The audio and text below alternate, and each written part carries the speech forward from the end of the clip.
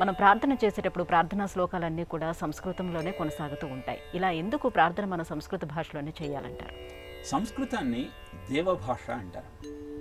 అన్ని భాషలు సంస్కృతం నుంచే వచ్చాయన్నది అందరూ ఒప్పుకుంటున్న సత్యం.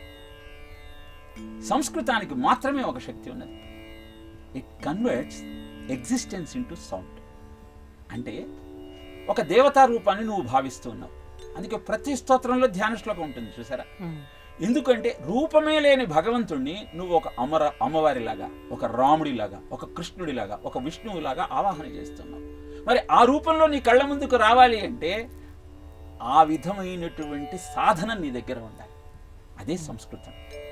వామే భూమి సుత పురశ్చ హనుమా పశ్చా సుమిత్రా సుత శత్రుఘ్నో భరతశ్చ పార్శ్వదళయో వావ్యాది కోణేషు చ సుగ్రీవశ్చ విభీషణశ్చ యువరాట్ తారాసుతో జాంబవాన్ మధ్యే నీల సరోజ కోమల రుచిం రమం భజే శ్యామలం అని కోదండరాముణ్ణి సీత లక్ష్మణ భరత శత్రుఘ్న హనుమ సమేత పరివారంతో ఎప్పుడైతే నువ్వు తలుచుకుంటావో అప్పుడు ఆ రూపంలో ఆ స్వామి వచ్చి నీ పాదాల ముందు, నీ కళ్ళ ముందు నిలబడతాడు. ఇలా ఆవాహన చెయ్యగలిగిన శక్తి కేవలం సంస్కృత భాషకు మాత్రమే ఉన్నది.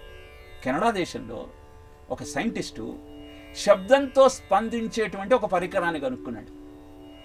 కాలభైరవ స్తోత్రం చదువుతూ ఎప్పుడైతే ఆ స్పందించే యంత్రాన్ని అక్కడ పెట్టాడో, కాలభైరవ స్తోత్రం అంతా అయిపోయిన తర్వాత అక్కడ పెద్ద శునకం, కుక్క బొమ్మ వచ్చింది. అలానే ఐఐటి రామయ్య గారు పిల్లలను ఎగ్జామ్కు పంపించే ముందు మన్యు సూక్తం వినిపించేవారు. మన్యు సూక్తము విరాట్ హనుమన్ రూపానికి ప్రత్యక్ష నిదర్శనం. మన్యు సూక్తం చదువుతూ ఈ స్పందించే యంత్రాన్ని అక్కడ పెడితే అక్కడ విరాట్ హనుమత్ స్వరూపం ఏర్పడింది. ఇవన్నీ కేవలము సంస్కృత భాషలో ఉచ్చరించే శ్లోకాల వల్ల మాత్రమే సాధ్యమవుతుంది. ఆఖరిగా జేమ్స్ అనేటువంటి పాశ్చాత్య శాస్త్రజ్ఞుడు సంస్కృత భాషలో మాట్లాడిన, సంస్కృతం విన్న నీలో ఉన్న న్యూరాన్స్ యాక్టివేట్ అవుతాయని ప్రయోగాత్మకంగా నిరూపించాడు. ఇన్ని ప్రయోజనాలను అందించేటువంటి సంస్కృత భాష ఈనాడు ఎందరూ అభ్యాసం చేస్తున్నారు. పాశ్చాత్య దేశాలలో సంస్కృతాన్ని పాఠ్యాంశంగా పెట్టారు.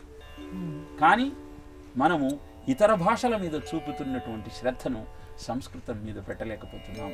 అందుకే అందుకోవలసిన ప్రయోజనాలను అందుకోలేకపోతున్నాం.